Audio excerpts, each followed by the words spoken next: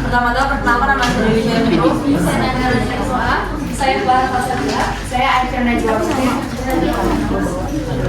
Materi berikut akan dibacakan oleh Farah tentang bentuk-bentuk demokrasi.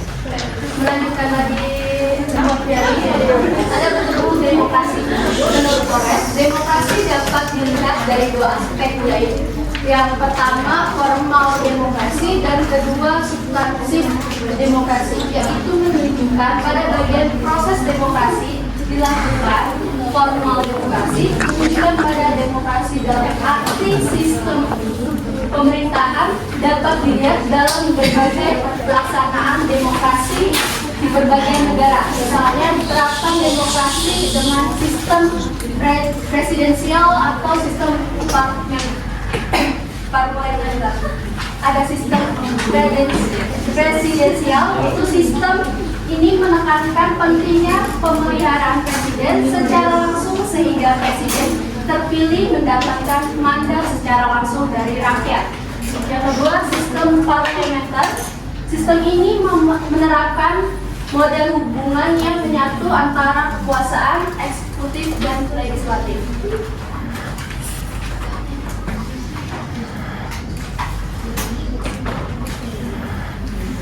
Ada demokrasi perwakilan liberal. Prinsip demokrasi didasarkan pada suatu filsafat kenegaraan bahwa manusia adalah sebagai makhluk individu yang bebas. Karena itu, dalam sistem demokrasi, kebebasan individu sebagai dasar fundamental dalam pelaksanaan demokrasi. Maka dari itu, bahwa negara terbentuk karena adanya perubahan kepentingan hidup mereka dalam hidup bermasyarakat dalam suatu natural state.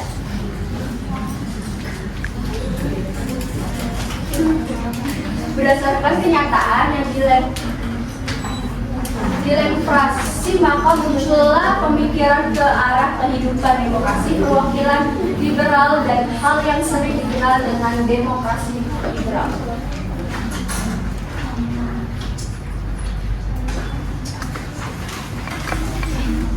Menurut Hall, bahwa demokrasi perwakilan liberal merupakan suatu pembaruan kelembagaan pokok untuk mengatasi problema keseimbangan antara kekuasaan, memaksa dan kebebasan melalui kelembagaan senantiasa merupakan suatu manifestasi perlindungan atas jaminan dan kebebasan individu dalam hidup bernegara. Konsekuensi dari implementasi sistem dan prinsip demokrasi, perkembangan persaingan bebas, terutama dalam kehidupan ekonomi, sehingga individu yang tidak mampu menghadapi persaingan akan tenggelam. Akibatnya, kekuasaan kapitalisme yang menguasai kehidupan negara, bahkan berbagai kebijakan dalam negara ditentukan oleh kekuasaan kapitalis. Kedua, demokrasi suatu partai dan komunisme. Demokrasi suatu partai ini lazimnya dilaksanakan di negara-negara komunis seperti Rusia, Cina, Vietnam, dan lainnya.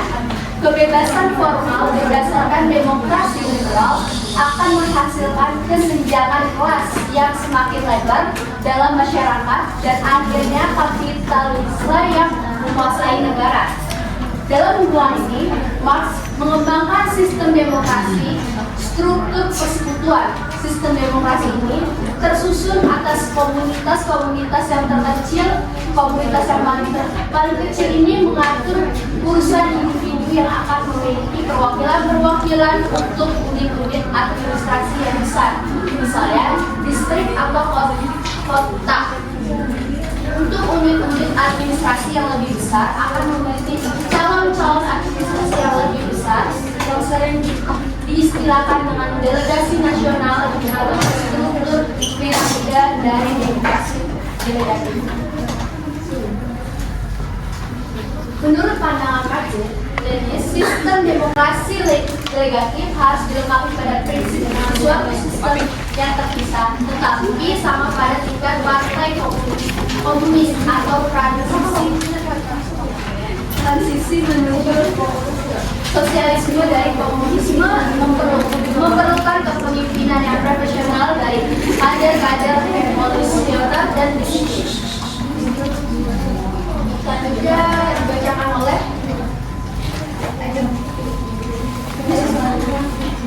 selanjutnya adalah demokrasi berdasar nilai-nilai Pancasila.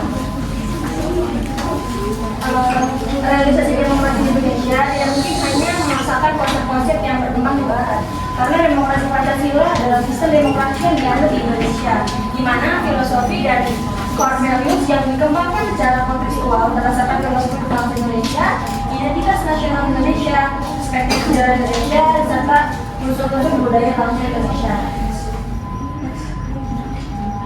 Nah, sebagai penjabaran dari dasar filsafat negara Pancasila pada asas fundamental norm pembukaan Undang-Undang Dasar 1945 sebagaimana berikut. Di mana pokok pikiran pertama yaitu melindungi segenap bangsa Indonesia dan seluruh kepada Indonesia berdasarkan asas persatuan. Makna yang terkandung bahwa diterima dalam negara persatuan mengatasi paham golongan dan paham perorangan, yang dimana penjelasan tersebut adalah jabaran dari Pancasila ke sila ketiga. Maka yang kedua adalah pokok pikiran yang kedua, negara hendak mewujudkan keadilan sosial bagi seluruh rakyat Indonesia, yang dimana makna yang terkandung dalam adanya tersebut adalah tujuan bangsa Indonesia dan kesadaran bangsa Indonesia memiliki hak dan kewajiban, dan sila tersebut adalah jabaran dari sila kelima. Pokok pikiran ketiga mencakup negara yang berkedaulatan rakyat berdasarkan atas kerakyatan dan permusyawaratan atau perwakilan. Nah, maka terkandung adalah konsekuensi logis bahwa sistem negara harus berdasarkan kedaulatan rakyat, dan hal tersebut dijabarkan di sila keempat Pancasila. Pokok pikiran terakhir, pokok pikiran keempat, yaitu negara berdasarkan atas ketuhanan yang Maha Esa. Makna yang terkandung adalah konsekuensi logis bahwa Undang-Undang Dasar harus mengandung isi yang mewajibkan pemerintahan lain penyelenggara negara untuk memelihara bumi pekerti yang luhur, dan sila dan penjelasan tersebut adalah jabaran dari sila pertama.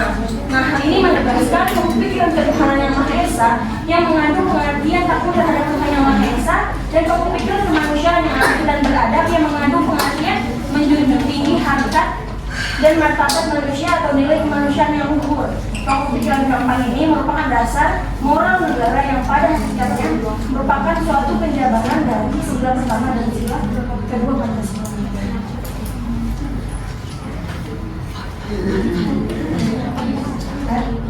Selanjutnya, nilai-nilai demokrasi Pancasila secara khusus dapat dirumuskan dari nilai-nilai demokrasi politik, demokrasi ekonomi, dan demokrasi sosial. Dalam demokrasi politik dapat dilihat dari nilai keterbukaan, pendistribusian kekuasaan dan pembagian hak dan kewajiban. Lalu dalam demokrasi ekonomi dapat dilihat dari pemerataan ekonomi dalam kelas atau tidak terdapat kelas-kelas berdasarkan kemampuan ekonomi yang ada. Dan terakhir, nilai demokrasi sesuai dapat nilai demokrasi sosial dapat dilihat dari kebersamaan dan kekeluargaan dalam suatu kelompok.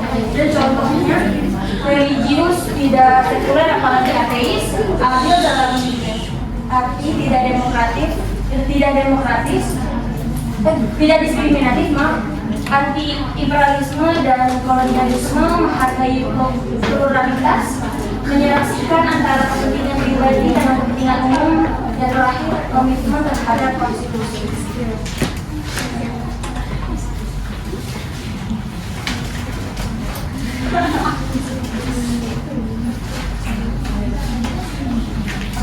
Selanjutnya akan dijelaskan oleh Dewi.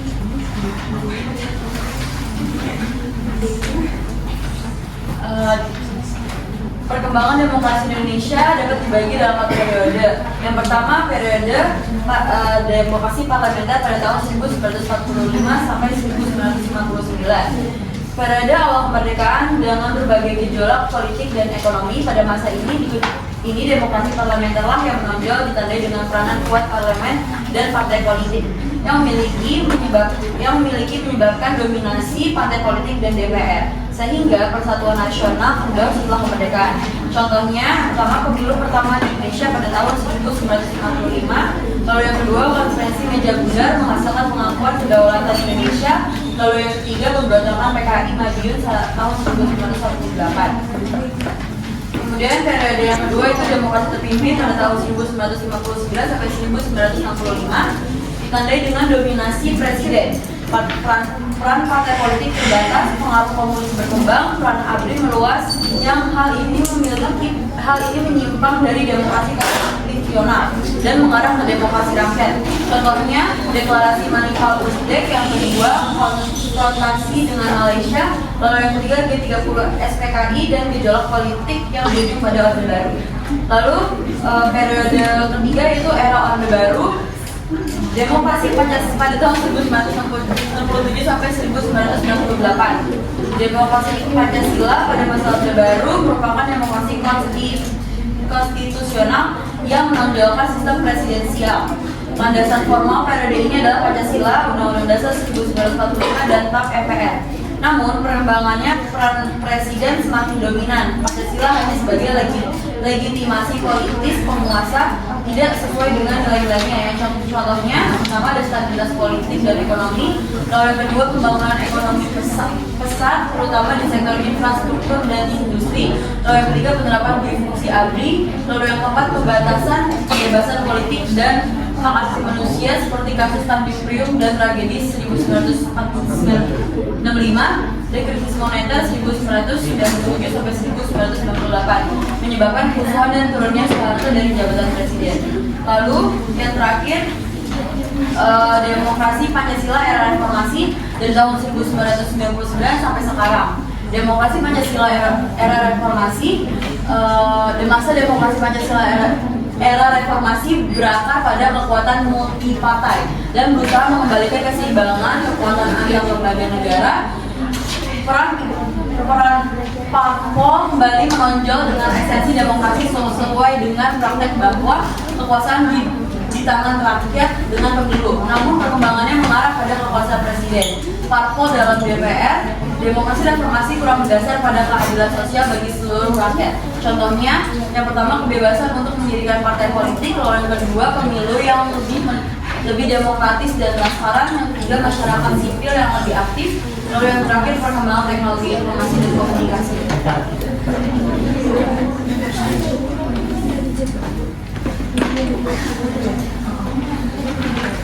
Selanjutnya, pengertian demokrasi menurut Undang-Undang Dasar 1945. Seminar Angkatan Darat 2 Agustus 1946. Pertama, bidang politik dan konstitusional.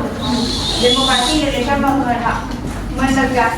menegakkan asas hukum, kepastian hukum, hak-hak asasi manusia, dan penyalahgunaan kekuasaan. Perlu melepaskan lembaga-lembaga dan tata kerja Orde Baru dari ikatan pribadi dan lebih diperlembagakan. Selanjutnya yang kedua, bidang ekonomi. Demokrasi ekonomi berarti kehidupan yang layak bagi semua warga negara, yang mencakup pertama pengawasan rakyat terhadap, terus yang kedua penggunaan kekayaan dan keuangan negara, yang ketiga kooperasi, yang keempat kemampuan hak milik perorangan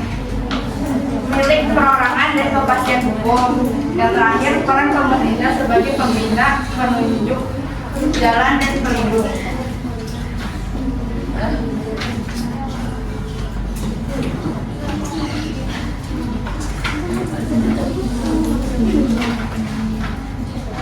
Munas 3 Persahi the Rule of Law Desember 1966. Asas negara hukum Pancasila mengandung prinsip yang pertama pengakuan dan perlindungan hak asasi manusia, yang kedua peradilan yang bebas dan tidak memihak, yang ketiga jaminan kepastian hukum. Simposium Hak Asasi Manusia Juni 1967. Demokrasi yang bertanggung jawab dan dijiwai oleh rasa tanggung jawab terhadap Tuhan dan kesamanya. Yang kedua, diperlakukan pembebasan dinamika masyarakat dan kebebasan politik yang sebesar mungkin. persoalan hak asasi manusia harus ditinjau dalam rangka mencapai keseimbangan antara pemerintah yang kuat dan berwibawa, yang kedua kebebasan yang sebesar-besarnya, yang ketiga pengembangan ekonomi secara cepat.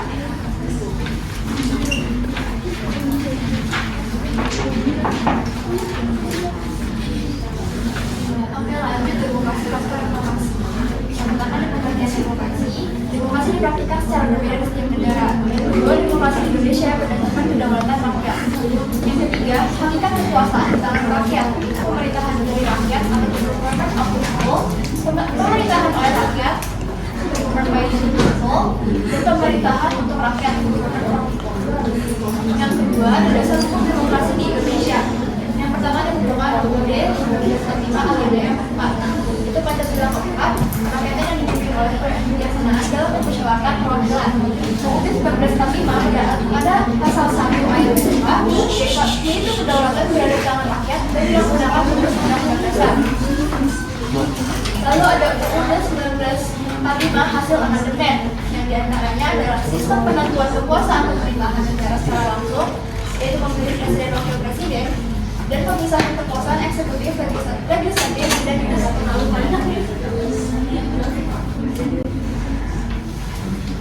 Lalu selanjutnya ada ciri-ciri demokrasi pasca reformasi. Yang pertama, pelaksanaan pemilu yang langsung, umum, bebas, rahasia, dan jujur. Yang kedua ada kebebasan pers dan media massa. Yang ketiga ada kebebasan berserikat dan berkumpul. Lalu ada multipartai. Selanjutnya ada desentralisasi dan otonomi daerah. Ada penegakan hukum dan HAM, pemerintahan yang transparan dan akuntabel, dan masyarakat petani yang aktif dan kritis. Lanjut ke poin keempat, yaitu tantangan demokrasi pasca reformasi. Ada politik uang dan korupsi, intoleransi dan radikalisme, hoax dan ujaran kebencian, kesenjangan ekonomi dan sosial, lemahnya penegakan hukum, dan disinformasi dan disinformasi. Lalu ada masa depan demokrasi di Indonesia. Yang pertama ada memperkuat demokrasi dan dengan meningkatkan partisipasi rakyat, membangun budaya politik dan yang demokratis, meningkatkan kualitas pendidikan politik, memperkuat penegakan hukum dan HAM, dan mewujudkan masyarakat yang adil dan sejahtera. Ada pertanyaan?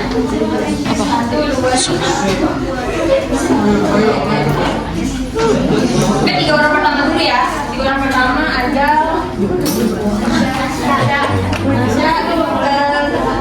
Wayan. Izin menjawab pertanyaan dari Azalia. Bagaimana demokrasi mempengaruhi sistem politik dan kehidupan di Indonesia? Yang pertama, demokrasi memungkinkan partisipasi langsung dari masyarakat dalam proses politiknya. Lalu yang kedua, demokrasi mendorong pemerintah untuk menjadi lebih responsif terhadap kebutuhan dan keinginan rakyat. Lalu yang ketiga, demokrasi mendorong pluralisme dan toleransi dalam masyarakat. Lalu yang terakhir, demokrasi mengubah struktur kekuasaan dengan membaginya di antara berbagai institusi pemerintah dan melindungi hak asasi individu. Saya Farah Salsabila akan menjawab pertanyaan dari Wayan, yaitu apa yang dimaksud dengan pasca demokrasi dan hasil pasca demokrasi. Yaitu makna pasca demokrasi adalah pasca demokrasi melambangkan kebangkitan rakyat Indonesia yang menuju reformasi setelah 32 tahun di bawah pemerintahan Orde Baru yang resepsi. Terus pengorbanan pasca demokrasi juga diwarnai dengan pengorbanan banyak aktivitas dan demonstran yang memperjuangkan demokrasi. Terus hasil singkat pasca demokrasi yaitu jatuhnya Presiden Soeharto pada 21 Mei 1908. Presiden Soeharto mengundurkan diri setelah 32 tahun berkuasa. Lahirnya era reformasi. Era reformasi membawa perubahan besar dalam berbagai bidang seperti politik, ekonomi, dan sosial. Oke, saya ingin menjawab pertanyaan Nasya mengenai contoh program yang perjanjian masyarakat yang terjadi di bangsa Indonesia. Oke, satu contohnya itu ada perjanjian adat yang dimana mereka mengatur kehidupan masyarakat di berbagai daerah dibuat itu dibuat secara keseluruhan. Nah, sebenarnya jawabannya berarti. Terima kasih. Semoga apa yang kita sampaikan dapat bermanfaat bagi kalian dan dijadikan pelajaran. partisipasi pertanyaannya. Saya ucapkan